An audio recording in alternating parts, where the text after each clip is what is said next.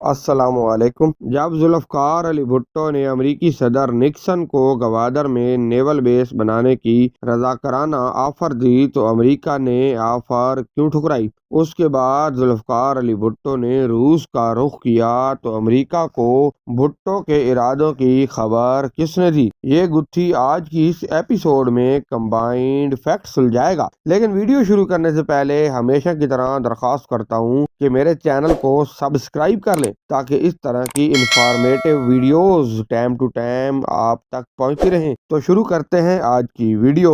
ذوالفقار علی بھٹو جب سربراہ مملکت کی حیثیت سے پہلی بار امریکہ گئے تو صدر نکسن نے اوول آفس کے دروازے پر ان کا استقبال کیا۔ دونوں نے گرم جوشی سے مصافحہ کیا، مسکراہٹوں کا تبادلہ ہوا، ایک دوسرے کی سمارٹنیس کی تعریف ہوئی اور پھر دونوں 1 to 1 ملاقات کے لیے میٹنگ روم میں چلے گئے۔ 10 منٹ بعد دروازہ کھلا۔ نکسن نے گردن باہر نکال کر جذباتی لہجے میں کہا، مسٹر کسنجر اینڈ مسٹر شولنگر، کیا آپ میری مدد کریں گے؟ دونوں وزراء اٹھے، اپنی اپنی ٹائیاں درست کیں اور میٹنگ روم میں چلے گئے۔ دروازہ بند ہوا تو 52 منٹ بعد کھلا۔ بھٹو صاحب باہر آئے تو بہت ڈپریس اور تھکے تھکے تھے۔ اس رات آخری پہر جب پاکستانی سفارت خانے کی سرگرمیاں مدھم پڑ چکی تھیں، زیادہ تر ملازمین آرام کے لیے جا چکے تھے، تو ڈائننگ ٹیبل پر صرف بھٹو صاحب، فارن سروسز کے 4 سینئر اور ایک جونیئر افیسر رہ گئے۔ بھٹو صاحب نے پاؤں ٹیبل کے نیچے پھیلائے اور ذرا سی ترش روی سے بولے،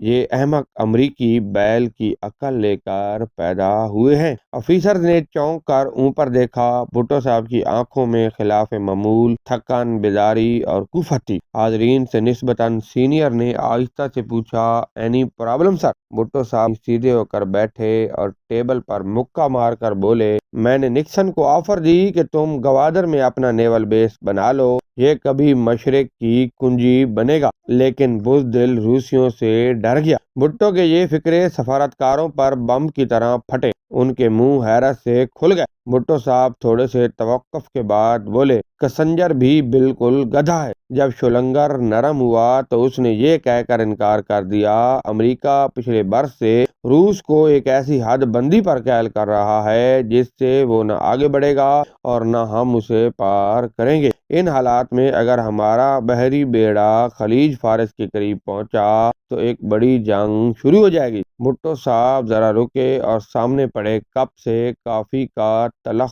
گھونٹ بھر کر بولے، لیکن تم لوگ لکھ لو، ان امریکیوں نے آج میری جو آفر ٹھکرائی، انہیں یہ بالآخر قبول کرنا پڑے گی۔ وہ ذرا سے رکے، دایاں ہاتھ کھول کر ہوا میں لہرایا اور بولے، 5 برس بعد۔ پھر کھول کر ہوا میں لہرایا اور بولے، حد 20 برس بعد امریکی گوادر ضرور آئیں گے۔ اس گہری ہوتی رات سے ٹھیک 4 برس بعد جب پاکستان میں PNA کی تحریک زوروں پر تھی، سڑکوں، گلیوں اور چوراہوں سے بھٹو کتا ہائے ہائے کی صدائیں اٹھ رہی تھیں، تو امریکہ میں پاکستانی سفارت خانے کی ٹیبل کا وہ جونیئر افیسر جو بھٹو نکسن ڈیل کا گواہ تھا، فارن آفس کے سب سے سینئر افیسر کے گھر داخل ہوا، ہونٹوں پر انگلی رکھی اور اسے باہر لان میں لا کر بولا، مجھے یقین ہے اب کوئی شخص ہماری گفتگو نہیں سن سکتا۔ سینئر افیسر نے دونوں ہاتھوں سے اپنی بھاری اینک درست کی اور آہستہ سے بولا، یقیناً۔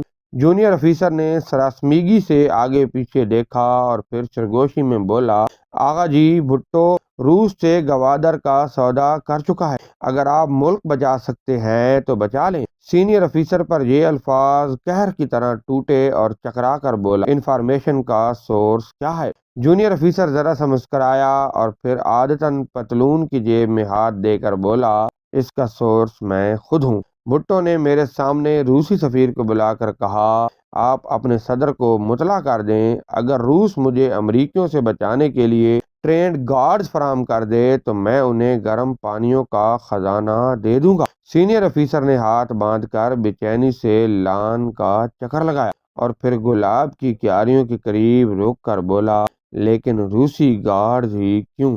جونیئر افیسر دوبارہ مسکرایا اور بولا، یہ سوال روسی سفیر نے بھی بھٹو سے کیا تھا۔ سینئر افیسر نے چونک کر اوپر دیکھا۔ جونیئر افیسر نے ایک لمبا سانس لیا اور گویا ہوا، بھٹو صاحب نے جواب دیا، جس طرح سوئٹزرلینڈ کے فوجی روم آ کر پوپ کی حفاظت کرتے ہیں، اس طرح میں بھی چاہتا ہوں کہ روس میری حفاظت کی ذمہ داری قبول کرے، کیونکہ مجھے محسوس ہوتا ہے میں چاروں طرف سے امریکی ایجنٹوں میں گھر چکا ہوں، یہاں تک کہ اگر کارٹر اشارہ کرے تو شاید میرا باورچی بھی مجھ پر سبزی کاٹنے والی چھری سے حملہ کر دے۔